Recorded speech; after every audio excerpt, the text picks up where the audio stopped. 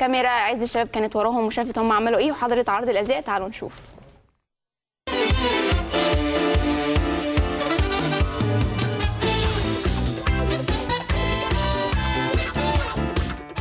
الأكاديمية الإيطالية للموضة أول أكاديمية متخصصة في مجال الأزياء، قدمت أول ديفيليه لمجموعة من مصممين الأزياء الشباب، واللي قدموا فيه مجموعة جديدة ومختلفة من التصميمات اللي بتناسب كل الأعمار والمناسبات.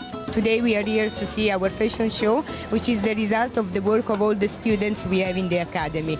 The students have been working for the last 3 months for this fashion show to show their creativity, and I think actually we can see a great new generation of designer in Egypt. جيت عشان اتفرج على المستوى، جيت انا عشان اشجع، عشان نفسي يبقى في اكاديمي كتير، ونفسي يبقى في اكاديمي على اسس بجد صح، يعني عشان تطلع ناس صح يبقى في مستوى الانترناشونال اللي احنا بنعرفهم. يعني بقيت بعرف اعمل باترون، بعرف اخيط، بعرف اعمل كل حاجه، وانا يعني باخد ديزاين ان انا اعرف ارسم والون الرسمه، والتانيه ان انا اعمل باترون بقى بتاع الفستان كله خلصه.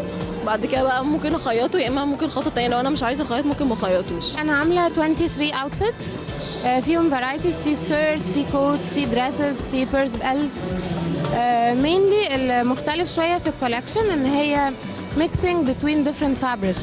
ممكن ادخل حاجات فلوري مع حاجات بايات مع الوان تبان شويه مش لايقه بس بطريقه معينه بتطلع حلوه. كلها very cheerful very colorful. عامله two dresses، واحد تاير وواحد دريس ماكسي.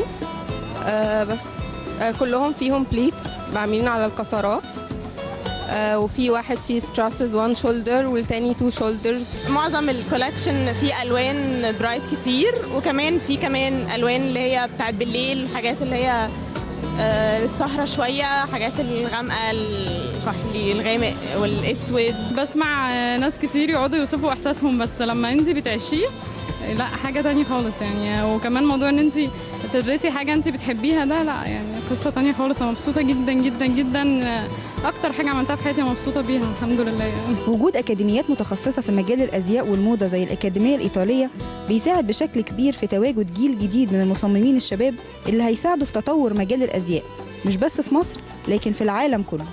ندى إمام، عز الشباب.